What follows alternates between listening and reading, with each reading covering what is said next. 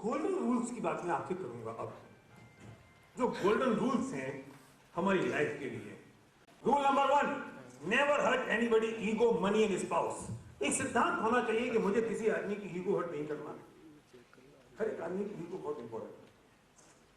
अगर आप किसी आदमी की ईगो हर्ट करने जा रहे हो तो इसका मतलब क्या हो गया? इसको डर इंपॉर्टेंट है उसकी ईगो, उसका अहम, उसके अहम में चोट नहीं पहुंचेगी।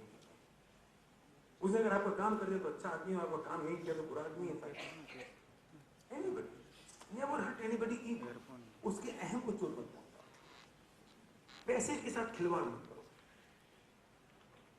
पैसे के साथ खिलवाड़ नहीं करना। पहले पॉइंट में never hurt anybody ego, money and spouse. Spouse का मतलब हर एक लेडी को, जेंट्स को लेडी की एक रिस्पेक्ट करनी चाहिए इन a good relationship.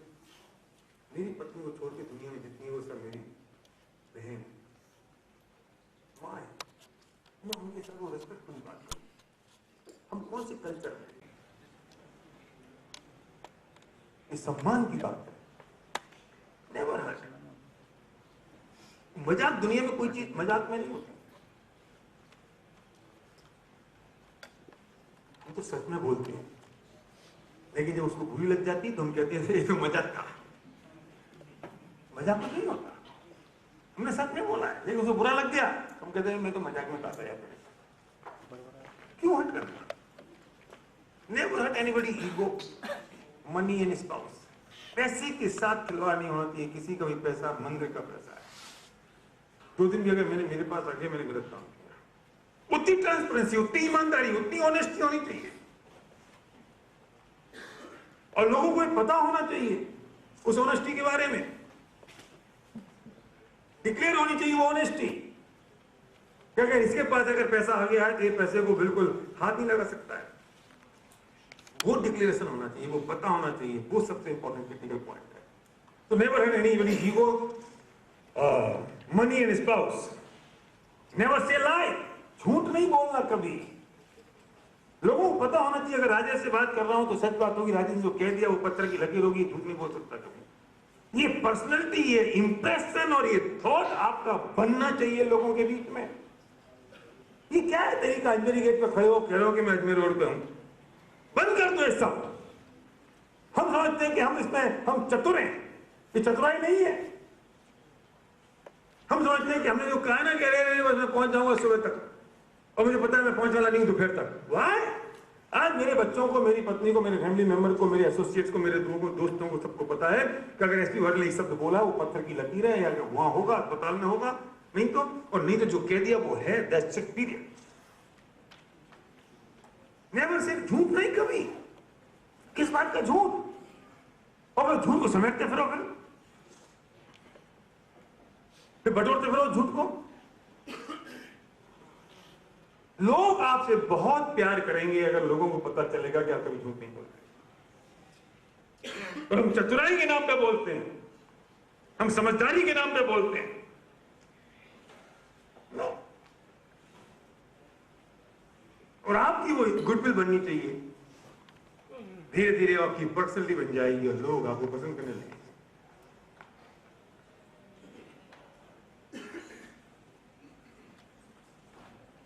Do not attack on anybody's right. ये बहुत इंपॉर्टेंट पॉइंट है। Do not attack on anybody's right. किसी के अधिकार पर अटैक नहीं करना।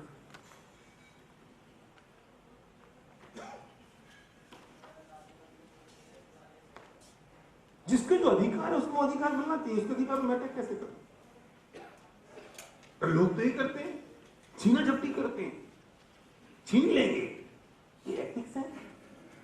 मैं खड़ा हूं, मुझे कुछ धंधा तो है नहीं, और मैं खड़ा हूं इस चौराहे पे, और मैंने देखा कि अच्छा राजेश किसको आया है, और मैंने देख लिया अच्छा ओके ये आदमी आया है, और मैं वो गया नहीं, और मैंने भाई साहब मेरा नाम एसपी बारेल है।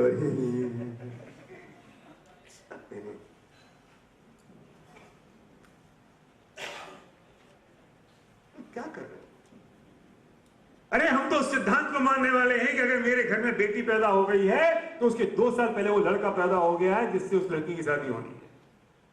हम उस सिद्धांत के लोग हैं।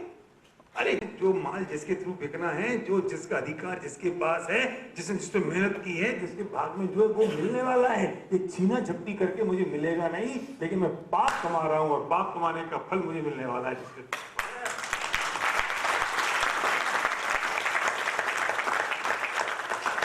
जितना पैसा आता है मेरे दोस्त, मैं आपको बता देता हूं, कभी फुर्सत मिलेगी तो इसकी डेप्थ में जाऊंगा, लेकिन इस सिद्धांत समझ लेना, जितना पैसा आता है वो सब पुण्य की वजह से आता है, और जो पुण्य है वो हमारे थॉट प्रोसेस से, हमारे विचारों से, हमारे काम करने के तरीके से, हमारी दया के परिणामों से, अच्छे परिणामों से बनता है। और पाप बनता है इससे बिल्कुल उल्टे परिणामों से। जब पुण्य बनता है तो पैसा आता है, और पैसा आता है सब सुख संपत्ति आती है। हम समझते हैं कि छीनने झपटने से पैसा आ जाता है, हम समझते हैं बेईमानी से पैसा आ जाता है, हम समझते हैं कि लूटने खसोटने से पैसा आ जाता है। ये गलत थ्योरी है, गलत सोच है। अगर आपने किसी आदमी को छीन भी लिया, किसी आदमी की थॉट को, किसी आदमी के लोगों को छीन भी लिया और आपके थ्रू बिक भी गया, तो आपको पता नहीं है कि आपकी लाल किताब में उसके अंगेज में क्या चीज मार्क की गई है, जिसका फल आपको भुगतना पड़ेगा, आज नहीं तो कल, इस जन्म में नहीं तो अगले जन्म में। कहां ईमानदारी रही, कहां ऑनेस्टी रही, कहां ट्रांसपेरेंसी रही, कहां वो सही सोच रही, कहां वो आत्मसम्मान रहा, और कहां वो सेल्फ इमेज रही कि मैं शान के साथ कह सकता हूं कि यस, मैंने मेरी मेहनत करके मैंने लोगों को किया है। अगर वो आदमी स्टेज पे भी आ जाएगा कि मैंने ये काम किया है, तो 10 लोग कहीं चोट्टा है, तो 10 लोग जो चोट्टा कह रहे हैं, तुमने इस रेस्पेक्ट के लिए काम किया था। मैंने जब मेरे बिजनेस शुरू किया तो मैं बहुत डेप्थ में था, और धीरे धीरे करके मैंने सबका डेप्थ किया। मेरा दोस्त बोला कि क्या जरूरत है, तुमने बिजनेस चेंज कर लिया, सब कुछ चेंज कर लिया, अब तुम्हें कर्जे मर्जे चुकाने की क्या जरूरत है। मैंने कहा मुझे इसलिए जरूरत है कि एक दिन मैं बहुत बड़ा आदमी बनने वाला हूं, मैं हजारों लोगों को एड्रेस करूंगा, मीटिंग में बोलूंगा, और मैंने कोई बात करी, नीचे से कोई आदमी खड़ा हो गया, खड़ा भी नहीं हो गया, तो बगल वाले को बोला, चोट्टा है साले, मेरे 10,000 नहीं दिया। अगर कोई ऐसा आदमी यहाँ भी हो सकता है जो कहेगा अरे एसपी वाले ने मेरे साथ झूठ बोला था, इसने मेरे साथ चोट्टाई करी थी, मेरे 20 रुपए खा गया है, तो मैं कितनी बढ़िया बातें कर लूं, अगर पीछे से उसने किसी ने किसी को कह दिया ना तो मेरा सत्यानाश हो गया, कोई सुनने वाला नहीं है मुझे। ये चाहते हो आप कि 2 आदमी कहेंगे इसने मेरा आदमी छीन लिया, ये एथिक्स है? कोई आदमी किसी से कहे कि ऐसा मेरा लूट खसोट कर ली मेरे साथ। अरे जब आप सेलिब्रेट करो, जब आप रिकॉग्नाइज करो, जिस पैसे जो आपके पास आए, जब अपने बच्चों को टॉफी खिलाओ, तो पूरी दुनिया इस बात की सेलिब्रेट करे, सारा सच्चाई से, ईमानदारी से, ऑनेस्टी से आदमी ने पैसा कमाया है। अरे वे चले गए 1,000 करोड़, 10,000 करोड़, 18 करोड़ वाले ए राजा जैसे लोग भी दुनिया में जिंदा हैं। 1 लाख करोड़, कितने लाख करोड़? 2 लाख। लो 1 लाख 2 लाख करोड़ वाले भी लोग भी दुनिया में जिंदा हैं, लेकिन काम तो आप रेस्पेक्ट के लिए कर रहे हो, सम्मान के लिए कर रहे हो, ऊपर वाले से अपनी आंखें मिलाने के लिए कर रहे हो, छीना झपटी चोटाई पने के लिए काम नहीं कर रहे हो। दोस्तों ना करो, उससे हटा दो उसको अपनी कैरेक्टर से। ये कैरेक्टरहीनता है, ये चरित्रहीनता है, ये कैरेक्टर इसमें खत्म हो जाता है। ये तो ऐसी वाली बात हो गई कि एक पत्नी अपने पति से कहती, सुनो जी, वो हमारी जो नौकरानी है ना, वो टॉवेल ले गई चुरा के। तो वो पति बोला, कौन सी टॉवेल? वो जो पिछले हफ्ते अपन गोवा की होटल से चुरा के लाए थे।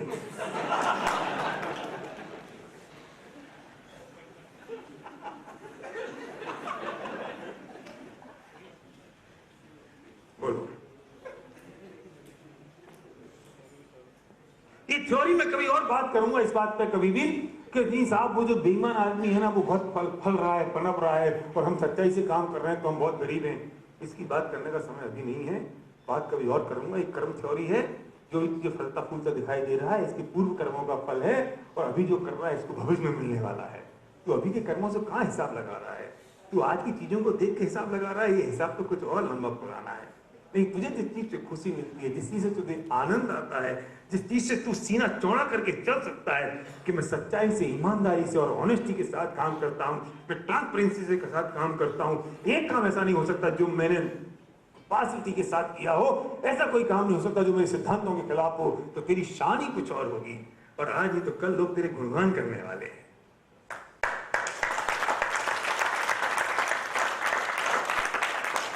वो चीज इंपॉर्टेंट है। और जिसके भाग में जो चीज मिलने वाली है, जिधर मिलने वाली है, वो उसके भाग में उसको वैसे ही मिलने वाली है। छीना झपटी से नहीं, छीना झपटी से तू पाप और कमाता है, पाप का काम है वो।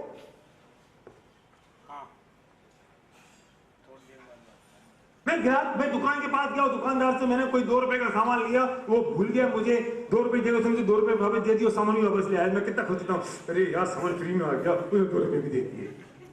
2 रुपए के पीछे कितना पाप कमाया तुझे पता नहीं है। जा वापस मार इन बच्चे को अपने थप्पड़। अगर तेरा बच्चा ही करके लाया, देखे कि थप्पड़ मार के नालायक, चोरी करी तूने, तू 2 रुपए भी लेके आ गया, सामान भी लेके आ गया, जब से वापस करके 2 रुपए की, भाई साहब अंकल जी गलती हो गई, सामान भी दे दिया और रुपये भी दे दिए। उस दिन बच्चा ये सीखेगा कि नहीं, मेरा बाप एथिक्स वाला है और मैंने गलत काम किया, मुझे जिंदगी में नहीं करना है। हमको क्या लगता है, चल रख ले, तू बहुत समझदार है, 2 रुपये भी ले आया, सामान भी ले आया।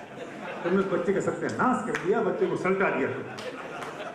हम पता क्या करते हैं, बच्चे को पेन में 12 साल का बच्चा फ्री है ना, और मेरा बच्चा हो गया 14 साल का, तो मैं कहता हूँ सुन, तू बोलियो 11 का हूँ, टीटी आएगा ना तो तू बोलना 11 का, मैं तेरा टिकट नहीं लिया, क्योंकि 12 तक बच्चे फ्री हैं और तू 14 का हो गया, तो टिकट लेना पड़ता है ना 100 रुपए का। तो मैं बच्चे से क्या कहता हूँ, खुद तू बोलना 11 का हूँ, मैं टीटी आएगा। उतने बच्चा समझ लेता है मेरा बाप चोट्टा।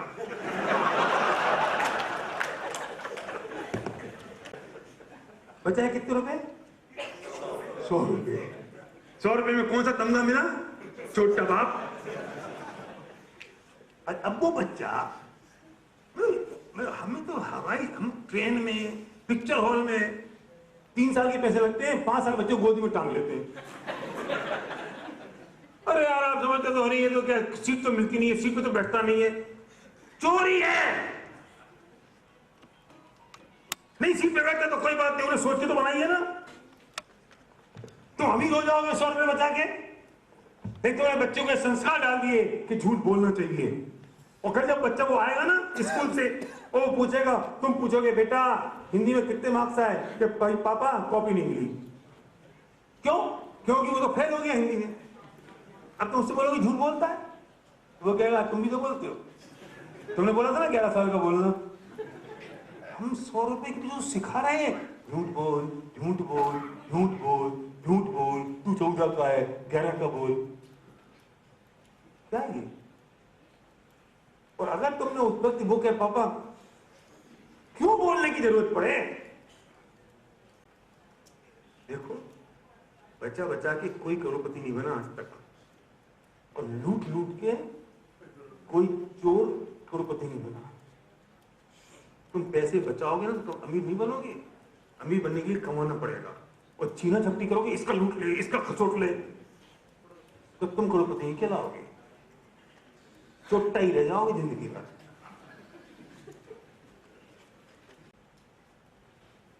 एक बात बोल देता हूं, एक चीज याद रखो, जो काम मैं कर रहा हूं वो मेरे बच्चों को पता लग जाए तो मेरे बच्चे उसके बारे में क्या सोचेंगे। हमने चोट्टाई करी ना, इसका छीना, इसका झपट लिया, इसका लूट लिया, ये दिखाने जा रहा था और मैं भी चिपक लिया, हे रमेश क्या हाल है तेरे। रमेश का ठीक है चले यार, तू पीछे मैं ठीक हूँ। नहीं रमेश बोलना, भाई मेरा विजिटिंग कार्ड रख लो। और रमेश तेरे क्या हाल है, ये तो मुझे चोट्टाई करी, ये तो मेरे बच्चों को बताओ कि मैं ये करके आया हूं, तो बच्चा क्या सोचेगा तुम्हारे बारे में। फिर तुम करो, तुम जो दारू पी रहे हो ना, बच्चे के सामने पियो, 5 साल के बच्चे में दारू पी रहा हूं, ले तू भी पी ले, अच्छी चीज है ना, पिलाओ उसको।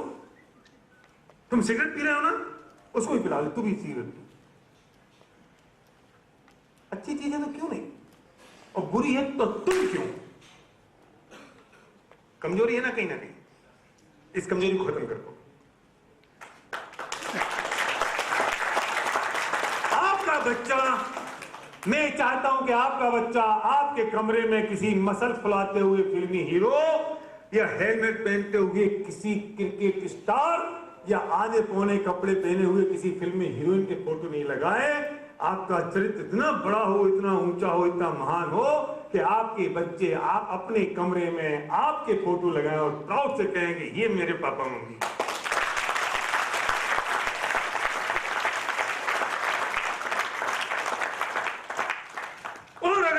तो आपको लगता है कि ये कारण ऐसा है जिससे मेरे बच्चे मुझे अपना मॉडल नहीं बनाएंगे, ये कारण जिससे मेरे बच्चे मुझे अपना आदर्श नहीं समझेंगे, तो उस आदत को, उस थॉट को, उस विचार को, उस चरित्र को, उस चरित्रहीनता को इस हॉल के अंदर यहीं छोड़ के जाना, इस कमरे से बाहर लेके मत जाना। तो मैं समझ पाऊंगा कि शायद मैंने कुछ कहा है और आपने कुछ समझा है। ऐसा नहीं होना चाहिए कि आप आए और आपने झटकार दी, कुछ खत्म हुए तो कोई आया क्या बढ़िया हो गया छुट्टी, क्या है कुछ ऐसा होना चाहिए कि लोग मुझे अपना रोल मॉडल माने, लोग महसूस हो मेरे बच्चा मुझे माने। आपका बच्चा सबसे बड़ा आपका क्रिटिक हो सकता है, आपका बच्चा सबसे बड़ा आपके लिए एक पैरामीटर हो सकता है, क्योंकि 24 घंटे वो हमको देखता है। दूसरे के सामने तो हम बन ढंग के भी आ सकते हैं, बच्चे के सामने क्या ढंगोगे? बच्चा ये कहे हे पापा तो आलसी है, धूप मरना उस दिन चुल्लू भर पानी में, कि मेरा पापा तो ना अब ऐसे ही पड़े रहते हैं, सुबह उठते ही नहीं है और कहीं जाते नहीं है, आलसी है। बच्चा ही कहे मेरा पापा आलसी है। अरे बच्चा तो कहे पापा आपने बहुत काम कर लिया, थोड़ा जरा रिलैक्स कर लो और अब मैं करने वाला हूँ। तब वो आपको रोल मॉडल मानेगा, तब वो करेगा मुझे मेरे पापा जैसा बनना है। मुझे तो दुख होता है जब किसी के बच्चे के कमरे में उसके बाप की फोटो की जगह मसल फुलाते हुए हीरो की फोटो होती है, तो मैं कहता हूं उसकी जीवन का आदर्श कौन है?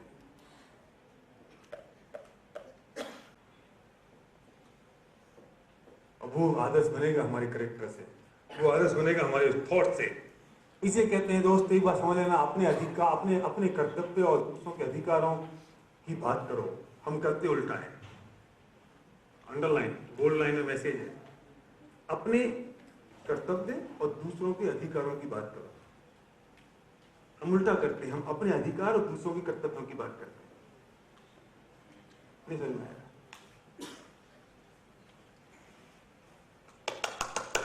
मेरी पत्नी के साथ में क्या बात करूंगा? पत्नी के प्रति मेरे अधिकार क्या है और पत्नी के मेरे प्रति कर्तव्य क्या है, यही तो टंटा है। हमें सोचना ये चाहिए कि मेरे पत्नी के प्रति क्या कर्तव्य बनते हैं और पत्नी के मेरे लिए क्या अधिकार है, तो जिंदगी यहाँ की स्वर्ग बन जाएगी। और पत्नी ये सोचे कि मेरा इनके प्रति क्या कर्तव्य बनता है और इनका मेरे ऊपर क्या अधिकार बनता है, तो देखना कि स्वर्ग धरती पे आ जाएगा। प्रॉब्लम क्या होती है? अगर दो पार्टनर हैं और दो पार्टनर समझे मेरा अधिकार क्या है, इस सोचे मेरा अधिकार क्या है, ये सोचे मेरा कर्तव्य क्या और इसका अधिकार क्या है मेरे ऊपर, और ये सोचे कि मेरा कर्तव्य क्या और इसका अधिकार क्या है मेरे ऊपर, आप देखना लॉन्ग लास्टिंग लाइफ टाइम।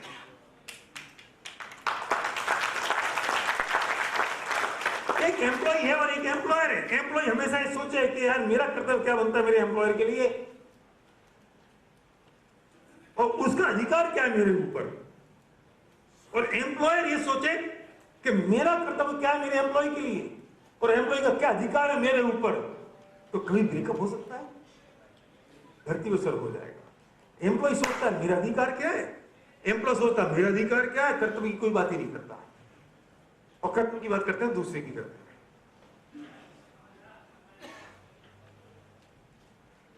मेरा बच्चे के प्रति मेरा अधिकार क्या है, हम इसकी बात करते हैं। मेरा बच्चे के प्रति क्या कर्तव्य है, मुझे सोचना चाहिए, और बच्चे का मेरे लिए क्या अधिकार है।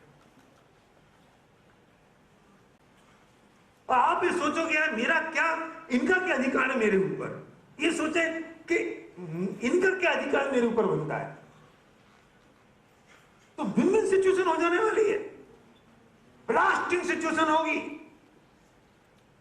चमत्कारिक रिजल्ट आएंगे और रिलेशनशिप ऐसी स्ट्रॉन्ग और पावरफुल हो जाएगी किसी कोई तोड़ ही नहीं पाएगा। एक तब होता है जब मैं सोचता हूं कि मेरा सामने वाले का क्या कर्तव्य बनता है मेरे लिए और मेरा क्या अधिकार बनता है, और हमारा झगड़ा शुरू होता है। और जब ये सोच आ जाती है तो आप बिल्कुल डेफिनेटली आप जीत जाओगे। देखो ईमानदारी हमेशा चाहिए, ईमानदारी की सोच हमेशा चाहिए, क्योंकि ईमानदारी हमेशा एक ऐसा गुण है, ऐसा टूल है जो आगे चल के बोलता है। लेकिन प्रॉब्लम एक ही होती है जो समझ जाने की बात है। मैं बहुत ज्यादा ईमानदारी की बात नहीं करूंगा क्योंकि आप बहुत बात सीख चुके होंगे। ताश के पत्ते अगर अच्छे आ जाएं तो हर एक आदमी ईमानदारी से खेलना पसंद करता है।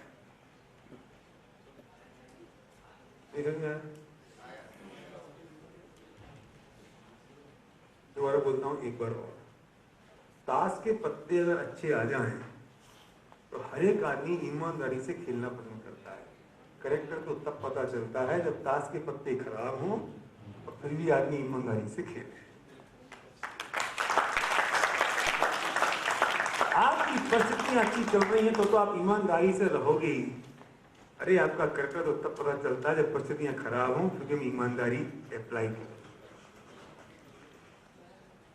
परिस्थिति खराब होती है ना तो हम बेईमान हो जाते हैं और उसे तर्क देने लगते हैं।